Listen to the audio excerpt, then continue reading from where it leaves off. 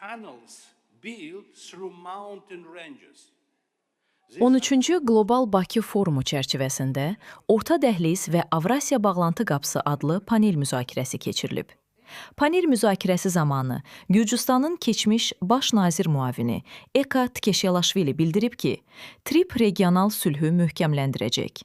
O qeyd edib ki, Prezident Trumpın iştirakı ilə Azərbaycan və Ermənistan arasında sülh müqaviləsinin paraflanması çox mühüm hadisədir. Qırğızıstanın sabiq baş naziri Jumart Atorbayev bildirib ki, Orta Dəhliz Asiya ilə Avropa arasında əsas ticarət marşrutuna çevrilir. O, Orta Dəhlizin qlobal ticarət və logistika baxımından əhəmiyyətinin sürətlə artdığını bildirib. Orta Dəhlizin əsas hərəkətverici qüvvəsi Çin-Avropa ticarətidir və bu ticarətin həcmi olduqca böyükdür. Dəmir yolu daşımaları daha sürətli və səmərəli olduğu üçün bu marşrutun rolu getdikcə artır. Azərbaycan Asiya ilə Avropa arasında əlaqələrin təmin edilməsində kritik rol oynayır və regionda əsas tranzit mərkəzlərindən birinə çevrilib. Orta Dəhliz üzrə konteyner daşımaları son illərdə sürətlə artır. Bunun əsas səbəbi marşrut boyunca yerləşən ölkələrin infrastrukturun inkişafı və logistika qaydalarının uyğunlaşdırılması istiqamətində əməkdaşlığının güclənməsidir.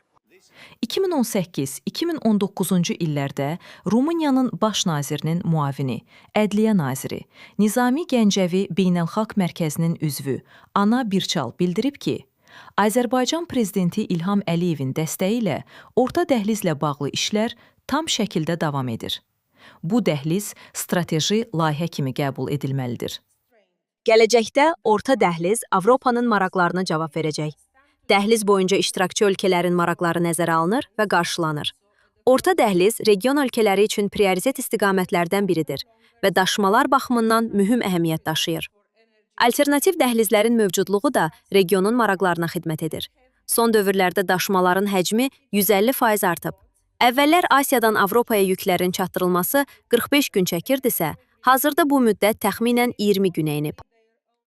Türk Dövlətləri Təşkilatının Ağsaqqallar Şurasının sədri Binəli Yıldırımın sözlərinə görə, Orta Dəhliz ətrafında ciddi münaqişələr və mübarizələr baş verir.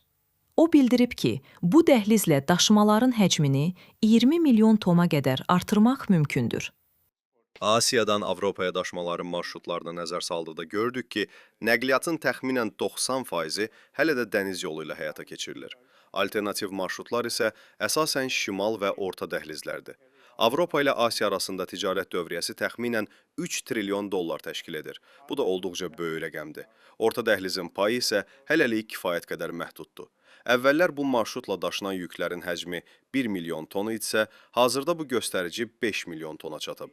Lakin dəhlizin potensialı bundan qat-qat çoxdur və daşımaların həcmini 20 milyon tona qədər artırmaq mümkündür. Vaxt baxımından isə Orta Dəhliz ən qısa marşrutlardan biridir. Bu marşrut vasitəsilə yüklər 12-15 gün ərzində şərqdən qərbə çatdırıla bilər. Azərbaycan prezidentinin köməkçisi, prezident administrasiyasının iqtisadi məsələlər və innovativ inkişaf siyasəti şöbəsinin müdiri Şahmar Mövsümov bildirib ki, Azərbaycan coğrafi mövqeyinə görə şimal və cənub, şərq və qərb arasında əlaqələrin gücləndirilməsi baxımından mühüm rol oynayır. Azərbaycan regional dəhlizlərə investisiyalar yatırır. Prezident İlham Əliyevin uzaqgörən siyasəti ilə ölkəmiz regional dəhlizləri inkişaf etdirir. Dəhlizlər təkcə yük daşımalar deyil, həm də enerji və rəqəmsal əlaqələr baxımından mühümdür. Azərbaycan Cənub qaz dəhlizi TAP və TANAP-la 16 ölkəyə təbii qaz ixrac edir.